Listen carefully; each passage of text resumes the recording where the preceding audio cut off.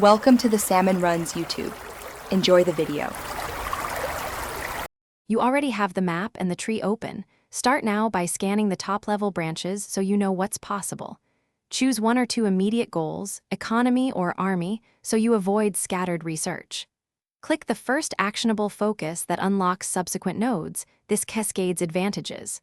Once done, make sure to lock any conflicting options because branching can block future paths. You'll save time, and you'll keep your mid-term strategy coherent rather than reacting to every opportunity. Now you move into the middle sequence. Execute chained focuses that feed each other. Industry leads to resources, which lead to factories, for example.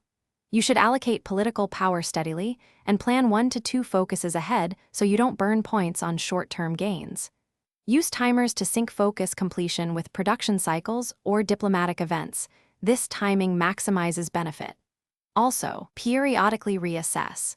If an enemy move or new tech changes priorities, pivot quickly to preserve momentum and avoid dead-end branches.